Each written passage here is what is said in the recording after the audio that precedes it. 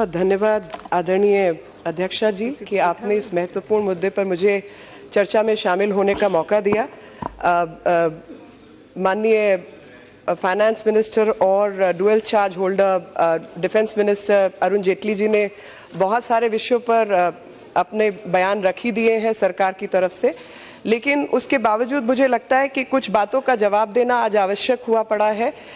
भले ही उम्मीद की जाए विपक्ष से कि जब रक्षा सौदों की बात होगी, जब भारत की सुरक्षा का विषय उठेगा तो उसमें राजनीति नहीं होगी, लेकिन ये विचार वैसा ही है जैसे शांति प्रस्ताव पर हम शांति की मांग करें, और शांति प्रस्ताव पर जिस तरीके से शांति नहीं होती उसी प्रकार विपक्ष को उनकी बातों का जवाब देने के लिए मैं आज खड़ी हुई हूँ।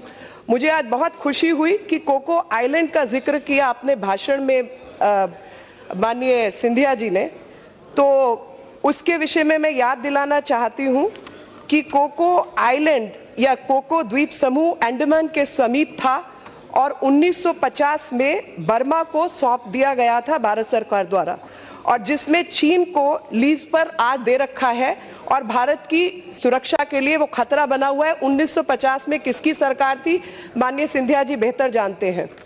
उसी प्रकार आज जिक्र आया पीओके रीजन का, पाकिस्तान ऑक्यूपाइड कश्मीर का, उसमें चाइना द्वारा कॉरिडोर स्थापित करने की बात की गई और इस तरीके की तमाम सीज फायर वायलेशन की बात हुई। किसके समय में 1/3 हिस्सा भारत का दूसरे देश के हाथ गैर कानूनी ढंग से चला गया, वो भी वो बेहतर समझते हैं। और अतुल्य उदाहरण शायद इतिहास में नहीं है कि लगातार भारत की सीमाओं के साथ किस प्रकार का खेल इस देश में होता आया है 1947 और उसके बाद तक। काबू वैली एक मणिपुर का हिस्सा है जो 13 जनवरी 1954 में बर्मा को 14 वर्ग मीटर का हिस्सा सौंप दिया गया, जिसका एक हिस्सा आज फिर चीन सैन्य कार्रवाई के लिए इस्तेमाल कर रहा है और भारत के लिए सुरक्षा में विघ्न डाल रहा है। बारूबेड़ी पश्चिम बंगाल के हिस्से को, जो पूर्वी बंगाल में बांग्लादेश उस समय पाकिस्तान का हिस्सा था, 1961 में दे दिया गया और डॉक्टर बिधान चंद्र रॉय उस समय लेजिस्लेटिव असेंबली में मुख्यमंत्री थे अपने बंगाल के, और उन्होंने एक प्रस्ताव पारित किया था। 1200 ग्राम निवासियों ने अपनी उंगली काटकर खून में इसका विरोध प्रदर्शित किया और लिखकर दिया, अमारो रक्त देबो, we will sacrifice our blood, प्राण देबो पर बेरुबारी देबो ना। ये कहने के बावजूद बेरुबारी को दे दिया गया। हिंदू चीनी भाई 1962 आप सबके सामने आज वो चीन का जिक्र कर रहे हैं। इस इतिहास के लिए जिम्मेवार कौन है, ये मैं सिंधिया जी से जरूर प्रश्न करना चाहूंगी। और आज इन्होंने जिक्र किया कि सैन्य शक्ति में सैनिकों के पास क्या क्या नहीं है। मैं इनका ध्यान आकर्षित करना चाहती हूं लेफ्टिनेंट जनरल हैंडरसन के नोट्स की तरफ, जिन्होंने इंडाइट किया था उस समय के प्रधानमंत्री को कि भारतीय सैनिकों के पास जुराबें तक नहीं थी। गोपीनाथ बारदोली जी ने उत्तर पूर्व के हिस्से को भारत के साथ रखा, लेकिन जब चिटगांव और सिलहट की बात आती है उसके लिए कौन लोग जिम्मेवार हैं वो भी पूछना चाहती हूं। तिब्बत कैलाश मानसरोवर, एक रामायण में पंक्ति है, परम रम्य गिरिवर कैलाशु सदा जहां शिव उमा निवासु। ये रामायण की लिखित पंक्तियां हैं और आज कैलाश मानसरोवर तिब्बत के पास है क्योंकि 1993 में भारतीय सेनाओं को वहां से हटा दिया गया था। इंदिरा गांधी जी को पूरा भारतवर्ष 1971 के लिए जानता है, लेकिन ये नहीं जानता कि कचरतिवा नाम की जो भारतीय महासागर में द्वीप था उसको इंदिरा जी ने दे दिया था श्रीलंका को। 1971 में 95,000 सैनिकों को छोड़ दिया गया था बिना किसी परमानेंट रेजोल्यूशन के, बिना किसी ट्रीटी के और बिना किसी क्रियान्वयन के। और वो पृथ्वीराज वाली चौहान जी की बातें सच होती हैं कि आप बार बार छोड़ेंगे और वो बार बार आक्रमण करेंगे। Haji Pir, Rann of Kutch, Tilhat post, LTTE के साथ भारतीय सेनाओं का जूझना, 3 बीघा बांग्लादेश को 1993 में, और मनमोहन सिंह जी की कोशिश कि गुजरात का एक हिस्सा पाकिस्तान को सौंप दिया जाए, जो कि आज के भारत के प्रधानमंत्री उस समय मुख्यमंत्री थे, उन्होंने उसमें आगे बढ़ चढ़ कर रोक लगाई थी। भारत लगातार अपनी सीमाओं को खो रहा है और ये कई सालों से हो रहा है, लेकिन अब ऐसा ना हो इसके लिए सेनाओं को काम करने की आवश्यकता है और सैन्य शक्ति को सुदृढ़ करने की भी आवश्यकता है। मैं आज आपके माध्यम से 2 विषय और लाना चाहती हूं। गिलगिट बाल्टिस्तान किसके समय पर किसने हथियाने की कोशिश की और आज उसको एक प्रोविंस डिक्लेयर करने की भी कोशिश की जा रही है, और एक ऐसा देश जहां पर नेता प्रतिपक्ष जो है वो हाफिज सईद जैसों के साथ स्टेज शेयर करते हैं। 11 अगस्त 1947 बलोचिस्तान को एक राज्य घोषित कर दिया गया था, लेकिन उसके बाद जिस तरीके की हरकतें कश्मीर में हुई, बलोचिस्तान के विरोध में भारत ने कुछ बात ही नहीं कही और उस मुद्दे को आज तक हम भुना भी नहीं पाए। भारत का एक बड़ा हिस्सा काटकर छाटकर ट्रंकेट किया गया। 14 अगस्त 1971 ऐसे तमाम विषय हैं जब भारत की सुरक्षा से खिलवाड़ किया गया और भारतीय सेनाओं ने कभी उसमें कोई कमी नहीं छोड़ी। लेकिन आज भारत के सामने जो चुनौतियां हैं वो हिंद महासागर से लेकर उत्तर पूर्व, उत्तर के बॉर्डर्स और उन सब क्षेत्रों में है। अगर उसका वर्गीकरण किया जाए तो उस वर्गीकरण में आतंकवाद और आतंकवाद से इंटरनल सिक्योरिटी को जो खतरे हैं वो प्रमुख रूप से सामने आते हैं। आतंकवाद जो सीमा पार के देश इस देश में लगातार घुसपैठ के माध्यम से और तमाम माध्यमों से करने की कोशिश कर रहे हैं, वो हमारे रक्षा बजट को बढ़ाने के लिए हमें मजबूर करता है। लेकिन अगर रक्षा बजट को बांटकर देखा जाए तो पाया जाएगा कि 3,59,584 करोड़ जो माननीय फाइनेंस मिनिस्टर ने रक्षा के लिए दिया है, उसमें तकरीबन 50% जो है उसको पेंशन और उनकी तनख्वाहों में खर्च कर दिया जाता है सैन्य बलों की। इसलिए एक पॉलिसी के तहत लगातार अगर हम देखें तो 2012-14 से पूरे विश्व भर में परसेंटेज के रूप में सबसे अधिक बजट जो है वो सऊदी अरेबिया का है, लेकिन बहुत सारे ऐसे देश जो कि बहुत सुरक्षित हैं उनका जीडीपी का मात्र 2% है, जबकि भारत का 2% से ऊपर है। कोशिश हो कि इसको 3% और चेटकर समिति के आधार पर इसको 2.5% करने की मांग है। और इस बजट को अक्सर एक खर्चे वाला बजट माना जाता है कि डिफेंस जो है वो खर्चे का केंद्र है। आपके माध्यम से मैं ये बताना चाहती हूँ कि जो बजट अर्थव्यवस्था का बड़ा सहयोगी बजट हो सकता है, हमें उसे उसी प्रकार देखने की आवश्यकता है। हमें देखने की आवश्यकता है कि अगर देश को विकास करना है तो आर्थिक विकास के लिए भारत की रक्षा और सुरक्षा का प्रबंधन भी करना होगा, लेकिन आर्थिक विकास में एमएसएमई के माध्यम से यही बजट देश के लिए आर्थिक ऊर्जा भी बन सकता है।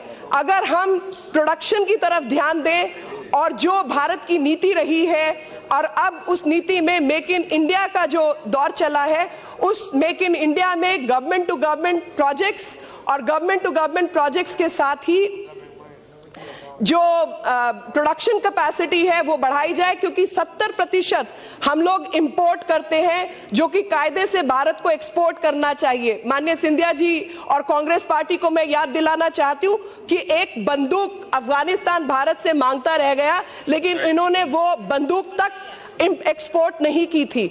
और किस दबाव में ये लोगों ने काम किया वो आज भारत के सामने है, क्योंकि कड़ी निंदा से निंदा नहीं होती और कड़ी निंदा से आप भारत की सुरक्षा भी नहीं कर पाते।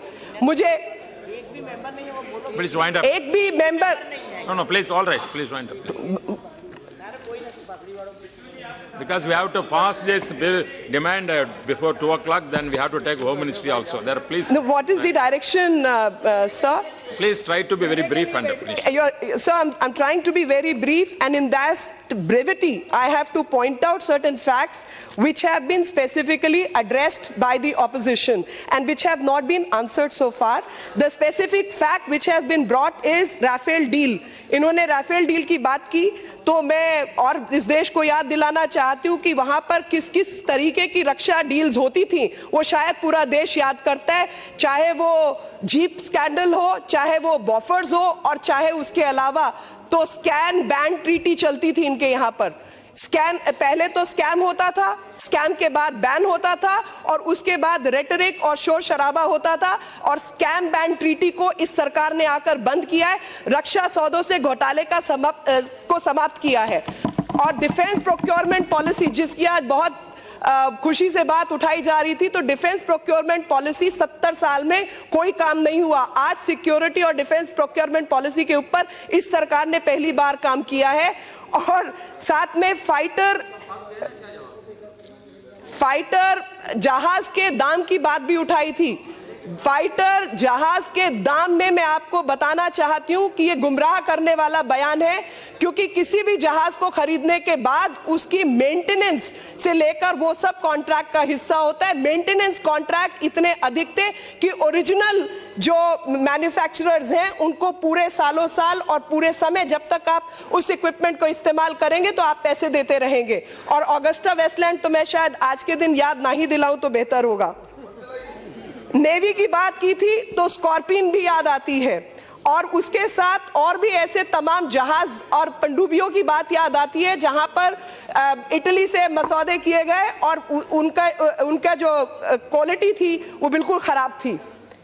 स्ट्रैटेजिक पार्टनरशिप और गवर्नमेंट अप्रूवल, स्ट्रैटेजिक पार्टनरशिप और गवर्नमेंट अप्रूवल जो पॉलिसी है वो भारत सरकार की बेहतरीन पॉलिसी है, और इसी पॉलिसी के तहत जो है कार्य किया जा रहा है। और ऐसे में जो धमकियां अब तक एटमी बम और तमाम तरीके की धमकियां हैं, ये मैं बताना चाहती हूं आपके माध्यम से कि उस धमकियों से प्रधानमंत्री जी के नेतृत्व में जो बजट भले ही 6% बढ़ा हो, लेकिन सेनाओं का जो मनोबल है वो 600% बढ़ा है, क्योंकि उनको अपने काम करने के लिए दिल्ली का रास्ता देखने की आवश्यकता नहीं है, उन्हें ऑन द स्पॉट अपना काम करने की पूरी अनुमति है। साठे सतम समाचरित जैसा समय उसी तरीके से काम करना चाहिए, और उसी समय के अनुसार जो वे फॉरवर्ड है वो मैन पावर रिडक्शन पे भी काम होने का जरूरत है, जो कि चीन ने किया। हमें चीन से ये बात सीखने की आवश्यकता है कि जब मॉडर्नाइजेशन, इक्विपमेंट मैन्युफैक्चरिंग और इस तरीके की चीजें हो तो मैन पावर रिडक्शन पे भी काम किया जाए। यूटिलाइजिंग रिसोर्सेज, जो हमारे रिसोर्सेज है जिसमें खास तौर पर जो सेना के पास बहुत बड़ी जमीन है, और मैंने उसके ऑडिट की बात की अपने क्षेत्र में, क्योंकि मेरे क्षेत्र के अंदर बहुत बड़ा हिस्सा सेना की जमीनों का आता है। तो आपको हैरानी होगी, एक महिला मेरे पास आई और उन्होंने कहा जी मैं यहाँ पर ये राइडिंग क्लब चलाती हूँ। तो मैंने उनसे पूछा कि आपके पास कुछ कागजात हैं, क्योंकि आर्मी ने जब ऑडिट करना शुरू किया तो बात हुई, तो उन्होंने कहा जी नेहरू जी ने हमको दिया था। तो मैंने कहा नेहरू जी की जमीन है क्या? उनके मतलब ये कोई बपौती नहीं है जो कोई किसी को दे दे, आप कागज दिखाइए। ये दिल्ली के रेस कोर्स के आसपास का हाल है, और यही हाल सेना की जमीनों का पूरे देश भर में है। सेना की जमीनों का ऑडिट होना चाहिए, और उस ऑडिट के बाद ये एक बहुत बड़ा रिसोर्स है भारत के पास, जो कि गरीबी उन्मूलन में और सेना के लिए जो सक्रियता से रिसोर्स जुटाने की बात है उसमें काम आ सकता है। इंडिजिनस R&D, एक तरफ इसरो है जिसने क्रायोजेनिक इंजन से लेकर तमाम काम किए और इतने सारे सैटेलाइट्स को भेजा और एक भारत को शक्ति के रूप में प्रदर्शित किया। दूसरी तरफ DRDO है। मेरे को लगता है कहीं ना कहीं जो मैसेज सेंडिंग पॉलिटिकल है उसमें कहीं ना कहीं कमी रही, नहीं तो DRDO के वैज्ञानिक और इसरो के वैज्ञानिकों के जो काम के तरीके उसमें अंतर नहीं हो सकता। कहीं ना कहीं वो अंतर पॉलिसी के लेवल पे रहा होगा, और DRDO चाहे वो ड्रोन्स बनाने की क्षमता हो, चाहे क्लस्टर बनाने की क्षमता हो, चाहे सोलर एनर्जी इस्तेमाल करने की क्षमता हो, या टॉयलेट्स बनाने की क्षमता हो। डीआरडीओ के पास बहुत तकनीकें हैं, बहुत इनोवेटिव है, लेकिन उसका सही प्रयोग नहीं किया गया। मैं सरकार का ध्यान उस तरफ भी लाना चाहती हूं कि उस पर काम होगा।